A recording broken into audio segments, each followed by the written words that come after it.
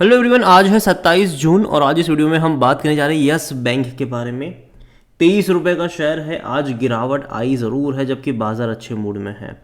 एक महीने का अगर हम ग्राफ देखें तो एक अच्छी रफ्तार यहाँ पर दिखाई थी, लेकिन पिछले 2 दिनों से गिरावट है। कल भी गिरावट थी और आज भी गिरावट है और वजह यहाँ पर साफ है। बात करेंगे उसके बारे में कि भैया गिरावट क्यों आ रही है। लेकिन उससे पहले अगर आपने अभी तक चैनल को सब्सक्राइब नहीं किया है तो प्लीज़ अभी इसे सब्सक्राइब कर लीजिए, क्योंकि आगे भी बहुत सारे वीडियोस हैं जो आपको काफ़ी ज़्यादा हेल्प करेंगे।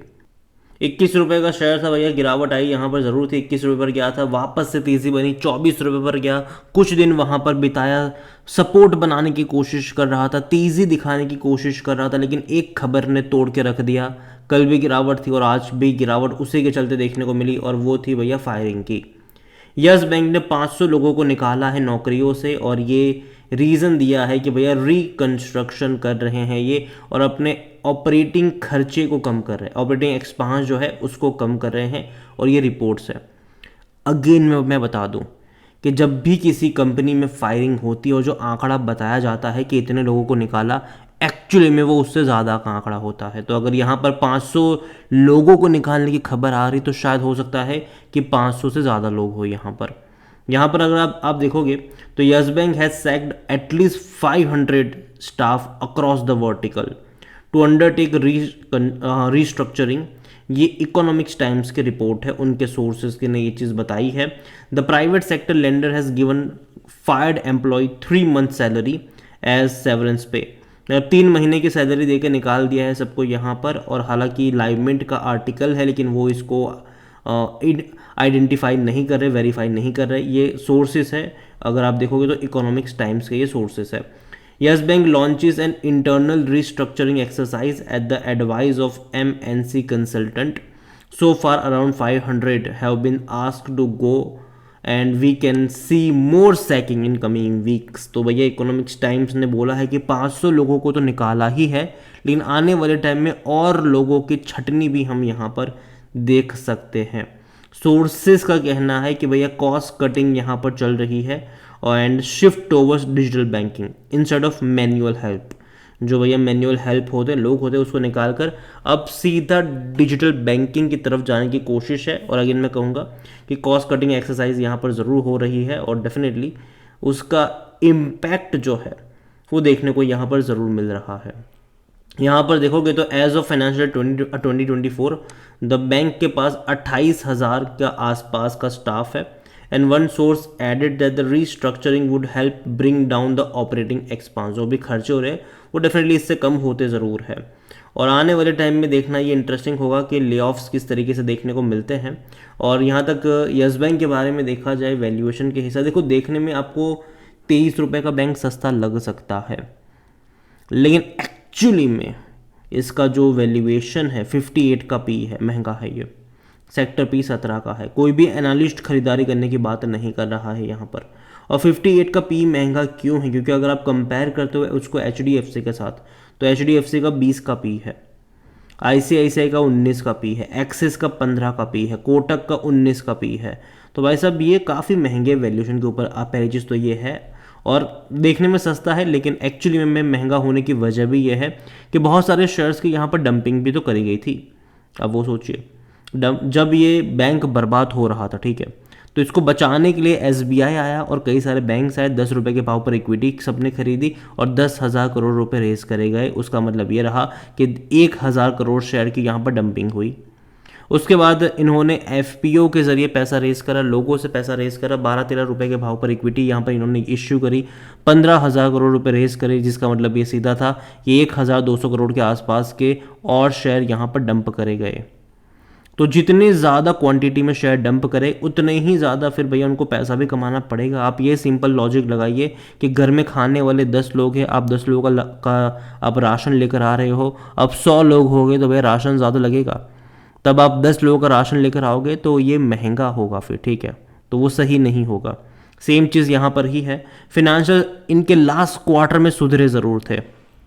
रेवेन्यू तकरीबन 9,099 करोड़ के आसपास का था, लेकिन प्रॉफिट था 465 करोड़। ये बहुत अच्छा था, क्योंकि इससे पहले क्या था कि देखो रेवेन्यू इनके बढ़ रहे थे, ठीक है। अब देखो पहले 7,000 करोड़ का रेवेन्यू था, फिर 7,600 करोड़ रहा, फिर 8,000 करोड़ रहा, फिर 8,200 करोड़ रहा। लेकिन प्रॉफिट क्या था, 200 करोड़ था, फिर 345 करोड़ था, फिर घट गया ये, जबकि रेवेन्यू बढ़ गया, प्रॉफिट घट गया। ठीक है, रेवेन्यू बढ़ गया, प्रॉफिट बढ़ा, लेकिन उतना ज़्यादा नहीं बढ़ा। ठीक है, तो ये मार्च के नंबर काफ़ी इंपॉर्टेंट रहे पिछले क्वार्टर के, और नतीजे जब आए थे एक दिन की तेज़ी ज़रूर आई थी, लेकिन उसके बाद वापस से गिर गया ये, क्योंकि ICICI सिक्योरिटीज़ ने यहाँ पर सेल कॉल जनरेट करा था और 20 रुपये का टारगेट दिया था, तो गिर गया ये उसके चलते। बाद में फिर से कोशिश ज़रूर कर रहा है अभी ऊपर जाने की। शेयर होल्डिंग को लेकर देखें तो प्रमोटर की जो होल्डिंग है वो कुछ भी नहीं है। जो थे राणा कपूर एंड फैमिली, जो कहते थे कि भैया यस बैंक के शेयर वो अपने बच्चे को देना पसंद करेंगे, गोल्ड माइन है उनके लिए, उनके इसी स्टेटमेंट के 8-9 महीने में ही वो सारे के सारे शेयर्स बेच के भाग गए यहाँ से। यहाँ पर अगर आप देखोगे तो म्यूचुअल फंड के पास 0.18% का स्टेक है, डोमेस्टिक इंस्टीट्यूशन 38.12% पर है, एफआईएल्स 28.42% की होल्डिंग लेकर बैठे हैं, और रिटेल और अदर की मिलाकर 33.29% की होल्डिंग है, जिनमें से 22.31% रिटेल इन्वेस्टर्स के पास है। और देखिए यहाँ पर यस बैंक में पर्दे के पीछे बहुत कुछ चल रहा है। ठीक है, अभी बैंक के ऊपर प्रेशर ज़रूर है कि अपने प्रॉफिट्स को बढ़ाने हैं। ठीक है, और उसके लिए अभी कॉस्ट कटिंग इन्होंने स्टार्ट करा है। और क्यों है ये प्रेशर, क्योंकि SBI भी जो है वो भी इसको बेचना चाहता है, अपना स्टेक यहाँ से बेच के निकलना चाहता है।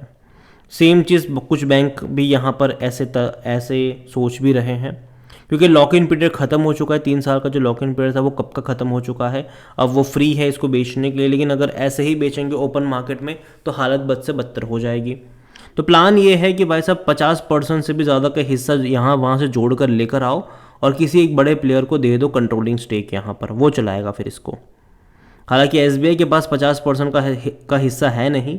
SBI एज अ कस्टोडियम यहाँ पर बैठेगा और LIC से हिस्सा लेगा, बाकी बैंकों से हिस्सा लेगा, कहीं कहीं से जोड़ तोड़ कर लेकर आएगा 50% के आसपास का हिस्सा, 51% के आसपास का हिस्सा, क्योंकि कंट्रोलिंग स्टेक चाहिए होगा जो भी यहाँ पर एंट्री करेगा। तो ये सारी खबरें यहाँ पर चल रही है और उसके ऊपर भी बहुत कुछ चीज़ें डिपेंड करेगी, और यहाँ पर मुझे लगता है कि ऐसा होगा नहीं।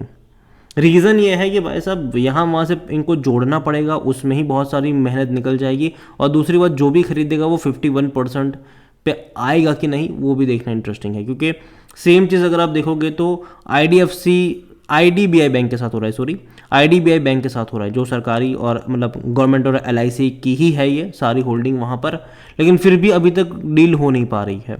तो जब IDBI बैंक में ही नहीं हो पा रहा है तो यहाँ पर मुझे लगता है कि शायद थोड़ा सा और चैलेंजेस इसको फेस करने पड़ेंगे। तो अभी के लिए मैं इतना ही कहूँगा यहाँ पर कि देखिए, पसंद है मुझे, ठीक है, लेकिन आपका जो नज़रिया है वो लॉन्ग टर्म का होना चाहिए। और दूसरी बात यह है कि 24-25 पे ख़रीदारी नहीं करनी चाहिए। जब ये मिल रहा था आपको 16 रुपये पर, 17 पे, कई सारे मेरे वीडियोज़ थे कि हाँ खरीदारी कर सकते हो, डरने की कोई बात मुझे यहाँ पर लगती नहीं है। लेकिन मैं इसको 20 रुपये के ऊपर नहीं खरीदूंगा। पहली चीज़, मुझे लगता है कि जिसको खरीदारी करनी है वो 20 रुपये के आसपास खरीदारी कर सकता है, बाद में एवरेज करने के मौके उसको 16-17 रुपये के आसपास ढूंढने चाहिए। और जो नज़रिया है वो आपका वो कम से कम 4-5 सालों का यहाँ पर होना चाहिए। जो मूव आपने देखे हैं 16 से 32 का, ऐसे मूव्स जो है वो साल में एक बार ज़रूर दिखाएगा ये, लेकिन आप में पेशेंस होना चाहिए रुकने का। ठीक है, रुकने का पेशेंस होना चाहिए और सही लेवल पर ख़रीदारी करनी चाहिए। बर्बाद होने वाला बैंक नहीं है, बच चुका है, पैसा है इनके पास, और पैसा रेस भी करने वाले हैं आने वाले टाइम में। खबरें भी सुन रहे हो हम उस तरीके की, तो नज़र रखिए इस बैंक के ऊपर। और जो फायरिंग हो रही है, रिस्ट्रक्चरिंग हो रही है, मेरे हिसाब से जिनको निकाला है उनके लिए तो डेफिनेटली काफ़ी बुरी चीज़ है, लेकिन मेरे हिसाब से कंपनी के लिहाज से अगर मैं देखूँ तो मुझे लगता है कि चीज़ें बेहतर हो सकती है फ्यूचर में अगर ये खर्चे कम मतलब कर पाते, क्योंकि अभी इनका जो मेन गोल है वो इनके प्रॉफिट्स को बढ़ाना ही है। देखते हैं कि क्या होगा यहाँ पर ओवरऑल। अगेन ये मेरा पर्सनल ओपिनियन है, कोई भी इन्वेस्टमेंट एडवाइस नहीं। वीडियो को यहीं पे एंड करता हूँ। पसंद आया हो तो लाइक करें, शेयर करें, चैनल पर अगर पहली बार है तो प्लीज़ सब्सक्राइब करें। और यस बैंक के बारे में आप क्या सोचते हैं वो भी आप मुझे कमेंट में लिख के बता सकते हैं। Thank you.